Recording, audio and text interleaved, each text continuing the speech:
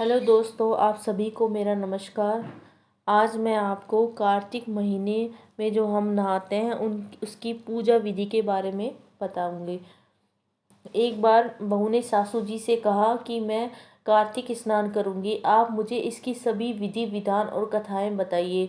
तब सास ने कहा कि बहू, यह तो तुम बहुत अच्छा काम कर रही हो, तो सुनो। प्रातः 4 बजे उठकर नित्य कर्म से निवृत्त होकर गंगा, गोदावरी, पुष्कर या किसी अन्य नदी या तालाब में स्नान करें। अगर यह पास में न हो तो घर में ही ठंडे पानी से स्नान करें। स्नान करते समय हर हर गंगा बोले। मन चंगा तो कठौती में गंगा ही कहकर हर हर गंगा बोले। घर के मंदिर में दीपक जलाकर पूजा व आरती करें। मंदिर जावें। पूजन में घी में भीगी हुई 8-10 फूल बत्ती रख लेवें। घर में या मंदिर जाएं तो मंदिर में तुलसी, केला, पीपल, पटवारी के पूजन करें। दीपक जलावें। मंदिर में अलग अलग मूर्तियों के सामने दीपक जलावें, पूजा करें। हो सके तो आंवला कल्प वृक्ष के भी दीपक जलावें व उसकी पूजा करें। मंदिर में कथा व्यास जी कार्तिक माहात्म्य सुनाते हुए सुने। यदि मंदिर किसी कारणवश न जा सके तो घर में ही मंदिर के पास बैठकर कार्तिक महात्म्य पढ़े या सुने। कार्तिक की अन्य कहानियां सुने। पहले आंखें हाथ में लेवे आंखें, फिर तुलसी हाथ में लेकर द्रौपदी की कथा सुने। कथा समाप्त होने के करीब हो तब हाथ में जल डालकर तुलसी समेत पी लेवे। इसके बाद गणेश जी की कहानी सुननी चाहिए। कार्तिक में हरी सब्जियां, राई, सिंघाड़े, ज्यादा बीज वाले फल, बेर, गाजर, मसूर की दाल, प्याज, बासी झूठा भोजन नहीं खावे। सावड़, सूतक व श्राद्ध का भोजन भी नहीं खाना चाहिए। कांसी के बर्तन में नहीं खाएं। कांच व चीनी मिट्टी के बर्तनों में भोजन नहीं करना चाहिए। शाम को मंदिर में तुलसी, पीपल आदि में दिया जलावें। नहीं तो घर के मंदिर में तुलसी के पेड़ में व परिंडी में दिया जलावें। पक्षियों को दाना डालें व गाय व कुत्ते को रोटी देवें। पूजन की सामग्री में कुमकुम, चावल, पुष्प, नैवेद्य, दीप, पैसे, अगरबत्ती, गणेश जी व नंदी के लिए धूप, शिव जी के लिए कच्चा दूध, चंदन व बेलपत्र धोकर रखें। कथावाचक जी को दक्षिणा रोज देवें। गोपाष्टमी को गाय की पूजा करें। साड़ी ब्लाउज पीस ओढ़ावें। गाय की पूजा करके गोपाष्टमी की कथा सुने। पूजा में प्रातः गाय व बछड़े को स्नान कराकर रोली, चावल, मोली, गुड़, जलेबी या मिठाई, घास, अगरबत्ती के साथ दोनों को वस्त्र उड़ाकर करनी चाहिए। आंवला नवमी को व्रत पूजन का फल अक्षय होता है। वृक्ष की जड़ में पूर्वाभिमुख बैठकर दूध की धारा देकर पेड़ के चारों तरफ कच्चा सूत लपेटकर पूजा करके 108 आंवला चढ़ावें और 108 परिक्रमा देवें। आंवला के वृक्ष के नीचे भोजन करें और भोजन के साथ आंवला अवश्य खाना चाहिए। वैकुंठ चौदस को व्रत करें। सुबह राई दामोदर की पूजा करें और बोरली के तेल चोपड़े। बोरडी के पास साड़ी के पल्लू से झाड़ू निकाले और कहें, झाड़ा झूड़ा पाप निबेड़ा। शाम को 18 दिए तेल के राई दामोदर मुरारी के यहाँ जलावें। 1.25 लाख बत्तियां घी में डुबोकर भारा सा बनाकर नारियल की पाली में रखकर पाली को चावल के ढेर से बैकुंठ बनाकर शाम आरती के समय जलावें। बैकुंठ में द्वार भी बनाएं। यदि धर्मराज की कथा सुननी हो और उद्यापन करना हो तो यह दिन सर्वश्रेष्ठ है। इसी दिन सुबह भोजन के समय जोड़ा जिमाएं। 5-5 वस्त्र एवं 5 अन्य वस्त्र देवें। चप्पल, जूते का जोड़ा, माला, लालटेन, टॉर्च, चांदी का चांद, सोने का सूरज, सोने की धर्मराज की मूर्ति, सीढ़ी, चांदी का सातिया, नाव, 2 पतवार, बैकुंठ द्वारा, गाय, तारे आदि चौकी पर रखकर उस पर यह सब चीजें रखकर पूजा करनी चाहिए। 1.25 पाव ज्वार, मोती, छतरी, चटिया, सैया, 1.25 सेर मगध के लड्डू, 5 बर्तन लोटा भरकर शक्कर जोड़ा जिमा कर देवें। सब सामान के 2 पैकेट बनाकर एक औरत तो एवं एक आदमी को देवें। जाते समय ब्राह्मण छतरी तानकर, टार्च या लालटेन जलाकर, चटिया हाथ में लेकर और चप्पल पहनकर वैसे ही जावे जैसे सैयादान के समय ब्राह्मण सीधा चला जाता है, पीछे मुड़कर नहीं देखता। कार्तिक महात्म्य सुनने के बाद सूरज की कथा, कार्तिक की कथा, तुलसी, पीपल, पथवारी, विश्राम देवता, गंगा, जमुना, नितनेम, राम लक्ष्मण और जो वार हो उसकी कथा सुननी चाहिए। साथ ही द्रौपदी, लपसी तपसी, गोपाष्टमी को गाय की, राई दामोदर, बैकुंठ चौदस को चिड़ाचिड़ी की कथाएं कहते हैं। हाँ, अगर उद्यापन करना हो तो धर्मराज की व सबसे अंत में श्री गणेश जी की कहानी कहते हैं। सभी कहानियां सुनने के बाद कम से कम 365 और अधिक से अधिक 1.25 लाख बत्तियां जलाते हैं। कथाओं के अंत में भोजन भजन अवश्य गाने चाहिए। चरणामृत कलेवा तुलसी जी आदि का। कार्तिक व्रत के समापन के दिन बहन बेटी ननद को भोजन कराकर वस्त्र आदि देने चाहिए। सास ननद और बड़ी बुजुर्ग औरतों के पैर लगकर आशीर्वाद लेना चाहिए और उनको रुपए देने चाहिए। हिंदू धर्म में कोई भी पूजा तुलसी के बिना अधूरी मानी जाती है, अतः प्रत्येक पूजा में तुलसी को अवश्य शामिल करना चाहिए और इसके तोड़ने से नियमों का पालन करना चाहिए।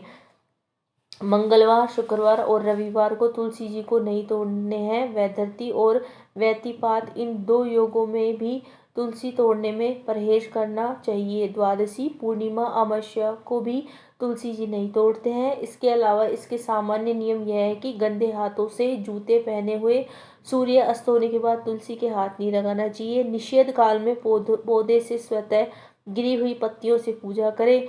तुलसी तोड़ते वक्त अगर कोई मंत्र आता हो तो उसको बोलते तुलसी तोड़े, नहीं तो यह बोले चाल तुलसी माता तने साल ग्राम जी बुलावे।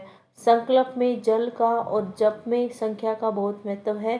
कार्तिक मास में नित्य रामायण, गीता या किसी अन्य धार्मिक पुस्तक का पाठ अवश्य करना चाहिए। इससे चौगुना फल मिलता है। आज कथा सुनो। कथा है ऐसे। एक बुढ़िया जो 4 मास चौमासा में पुष्कर स्नान करने जाया करती थी, उसे एक बेटा था जिसकी शादी हो चुकी थी, किंतु बहू का स्वभाव बहुत खराब था। एक बार बेटा माँ को पुष्कर छोड़ने जाने वाला था, सो अपनी पत्नी को बोला कि आज माँ का व्रत है, सो तू कुछ फलाहार बनाकर टिफिन में रख दे, माँ रास्ते में खा पी लेगी। बहू ने कच्चे मिट्टी के आंगन के पापड़े उखाड़ कर टिफिन में डालकर रख दिए। राह में बेटे ने माँ को कहा कि माँ टिफिन निकाल कर भोजन कर लो। माँ ने टिफिन खोला तो उसमें मिट्टी के पापड़े रखे थे, सो चुपचाप ही बंद कर दिया और बेटे को कहा कि बेटे अभी भूख नहीं है, सो आगे कर लेंगे। बेटे ने फिर माँ से कहा कि माँ थोड़ा बहुत कुछ खा लो।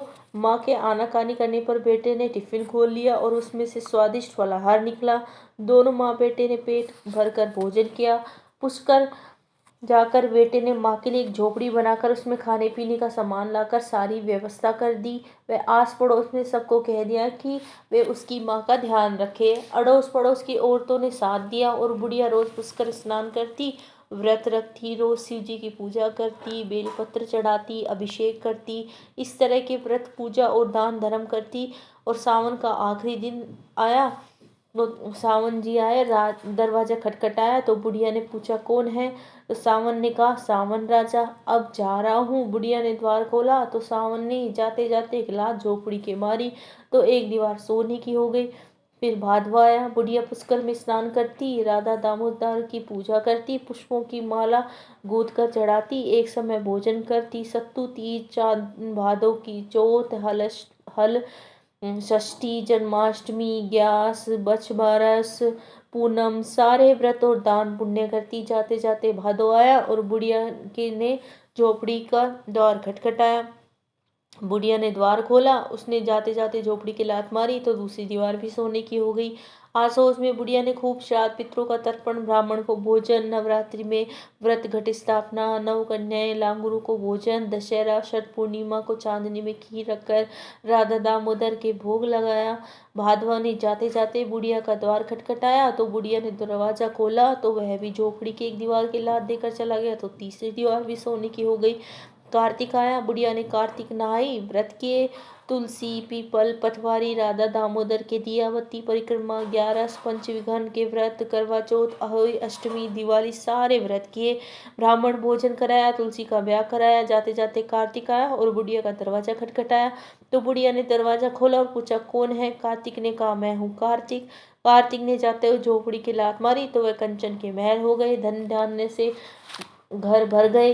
बेटा माँ को लेने आया तो कहीं झोपड़ी नजर नहीं आई। पूछने पर पड़ोस वालों ने सब बात बताई। बेटे ने माँ के पैर छुए, चौमासे का वह कार्तिक स्नान का महत्व देखा। माँ को वह पूरे सामान को गाड़ियों में भर भर कर घर लाया। बहू ने देखा तो नाक मुँह चढ़ाया और पति से कहने लगी कि मेरी माँ को भी पुष्कर में एक झोपड़ी बनाकर छोड़ कर आऊँ। बेटा क्या करता, अपनी सास को भी पुष्कर में झोपड़ी बनाकर खाने पीने के सामानों की व्यवस्था कर छोड़ आया। सावन आया, द्वार खटखटाया और कहा मैं सावन हूँ। द्वार खोलकर डोकरी ने कहा क्या करूँ, आया है तो मेरी नींद खराब कर दी। वह न व्रत करती, न पुष्कर नहाती, न दान पुण्य करती। दामाद सामान रखी गया था, खाना बनाकर खा लेती और सो लेती। न देव दर्शन करती न दिया बाती करती। जाते जाते सावन ने झोपड़ी के लात मारी तो एक कोना टूट गया, तो कुत्ते अंदर आने लगे और डोकरी परेशान होने लगी। भादवा आया और आसुद कार्तिक भी आया, पर डोकरी की दिनचर्या न बदली। सभी ने झोपड़ी के एक एक लात मारी तो झोपड़ी टूटकर बिखर गई। कार्तिक ने एक और लात मारी, डोकरी के भी मारी, वह गधेड़ी बन गई। सामान तो पहले खा कर खत्म कर दिया था। मूर्ख झोपड़ी की मिट्टी में लोट लगाने लगी। दामाद लेने आया, न सास मिली न झोपड़ी। अड़ोसियों पड़ोसियों ने से वृत्तांत पूछा तो उन्होंने कहा, तेरी माँ व्रत उपवास दान पुण्य स्नान ध्यान पूजा पाती सब करती थी, सो राधा दामोदर ने कार्तिक स्नान के कारण टूट गए। तेरी सास खाती और सोती थी, द्वार आए भिखारी को भी एक रोटी न देती थी और सो गधेड़ी बन गई। गधेड़ी को लाकर पत्नी को पकड़ा दिया कि यह तेरी माँ है, और पत्नी को कहा कि मेरी माँ को भोजन की जगह मिट्टी के पापड़े खाने के दिए, जो मेरी माँ के प्रताप से वे भी पलायन में बदल गए। मेरी माता भोली भाली थी, तूने ईर्ष्या से जलकर अपनी माँ को भेजा तो वो गधेड़ी हो गई। पीछे पंडितों से पूछताछ करी तो पता चला कि बुढ़िया माँ के स्नान करे हुए जल से डोकरी को स्नान कराओ तो इसे वापस मनुष्य योनि मिल सकती है। वैसा ही करना पड़ा, तब कहीं इस डोकरी को वापस मनुष्य योनि मिली। जैसे बुढ़िया को टूटे वैसे ही हे राधा दामोदर सबको टूटना। कहानी को कहने वालों, सुनने वालों, हुकारा देने वालों पर टूटना। डोकरी के साथ जो हुई वैसी गति किसी की भी न हो। अधूरी को पूरी समझना और पूरी को परवान कर चढ़ाना। ऐसे ये कहानी समाप्त होती है। कथा दूसरी कथा आपको दूसरे वीडियो में सुनाऊंगी। धन्यवाद।